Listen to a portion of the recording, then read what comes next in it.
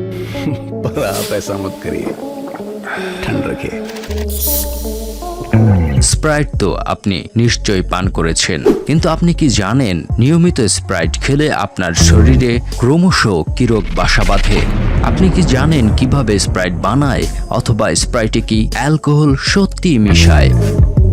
সবই জানবেন এই একটি ভিডিও থেকে। তার আগে এই চ্যানেলে নতুন হলে hit the subscribe and click on the bell icon.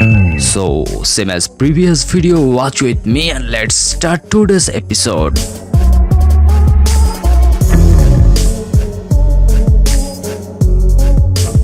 Coca-Cola বাজারে আসার পর জনপ্রিয় হলে এর পাশাপাশি আরও একটি পানীয় জনপ্রিয় হয়ে যায়, যার নাম থামস আপ। আর থামস আপের সাথে প্রতিযোগিতা করতে কোকা-কোলা কোম্পানি 1959 সালে ওয়েস্ট জার্মানিতে স্প্রাইট লঞ্চ করে। প্রথমে নাম ছিল ফান্টা ক্লার জেট্রন বা ক্লিয়ার লেমন ফান্টা। পরবর্তীতে 1961 সালে পুরো দুনিয়া ব্যাপী স্প্রাইট নামে লঞ্চ হয়, যা ছিল এক ধরনের রঙহীন লেবু ও চুনার স্বাদযুক্ত কোমল পানীয়। তবে বর্তমানে আপনি বিভিন্ন স্বাদের স্প্রাইট পাচ্ছেন। তো স্প্রাইটে কি এমন ক্ষতি হতে পারে? কেবল স্প্রাইট নয়, সকল প্রকার কোল্ড ড্রিঙ্কস স্বাস্থ্যের জন্য ক্ষতিকর। কোল্ড ড্রিঙ্কসে অধিক পরিমাণে সুক্রোজ পাওয়া যায়, যা অধিক পরিমাণে ক্যালোরি বহন করে। যে লোক প্রতিদিন কোল্ড ড্রিঙ্কস খায় তার 60% সম্ভাবনা থাকে মোটা হয়ে যাওয়ার। এর চাক্ষুষ প্রমাণ আমিও ক্রমশ মোটা হচ্ছি। হ্যাঁ, কারণ আমি প্রতিদিনই কোল্ড ড্রিঙ্কস খাই। কেবল এখানেই থেমে নেই। যখন আমরা অধিক কোল্ড ড্রিঙ্কস পান করি, আমরা নিশ্চয়ই প্রচুর পরিমাণে সুগার গ্রহণ করি, আর আমাদের লিভার সুগার পাচনে অধিক মেহনত করে। এর কারণে লিভারে চর্বিও হতে পারে, আর শুরু হতে পারে লিভারের সমস্যাও। সমস্যা কিন্তু এখানেও থেমে নেই। কোল্ড ড্রিঙ্কস খেলে আপনার পেটে জমে চর্বি, আর এত ফ্যাট জমে আপনার হতে পারে ডায়াবেটিক কিংবা হার্টের রোগও। এছাড়াও ইনসুলিনের ব্যালেন্সও হারিয়ে ফেলতে পারেন।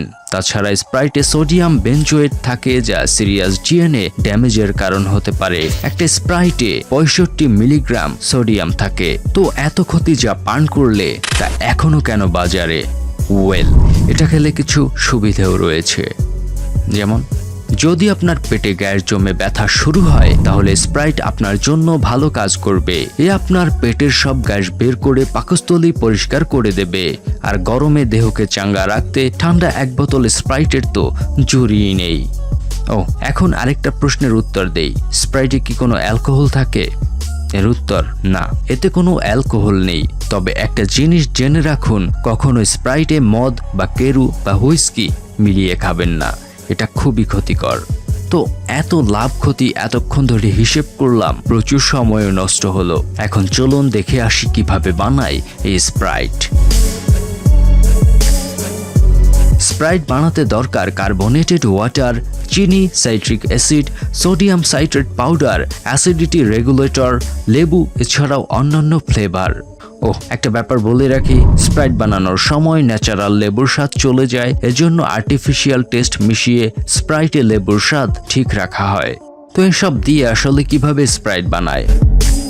প্রথমে পানিকে ফিল্টার করা হয়। পানিতে যত খারাপ পার্টিকেল থাকে তা রিমুভ করা হয়। যদি কোনো ব্যাকটেরিয়া থাকে তাও মেরে ফেলা হয়।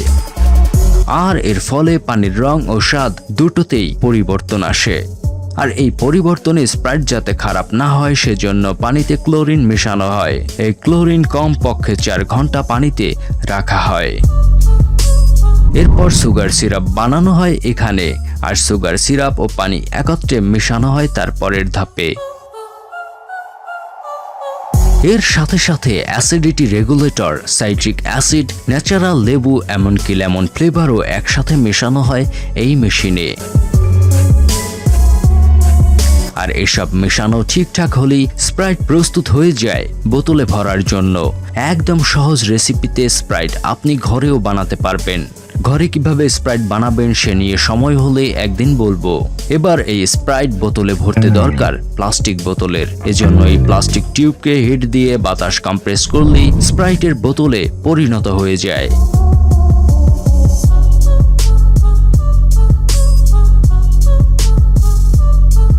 টিউবগুলো অবশ্য আগেই মাপ মতো বানানো থাকে। কোন ইউনিটে কতটুকু স্প্রাইট ভরা হবে সে হিসেব অনুযায়ী বোতল পাঠানো হলে এবার একটি অটোমেটিক মেশিন এই স্প্রাইট বোতলে ভরে দেয়, আর একটা লেভেল লাগালেই ব্যাস তৈরি হয়ে যায় স্প্রাইট। তো বস, এই ছিল স্প্রাইট বানানোর ইঞ্জিনিয়ারিং। আশা করি ভিডিও ভালো লেগেছে। ভালো লাগলে অবশ্যই একটি লাইক দিবেন। আজ যেতে হচ্ছে, দেখা হবে পরের ভিডিওতে। Stay happy, stay cool. আল্লাহ হাফেজ, টাটা এন্ড গুড বাই।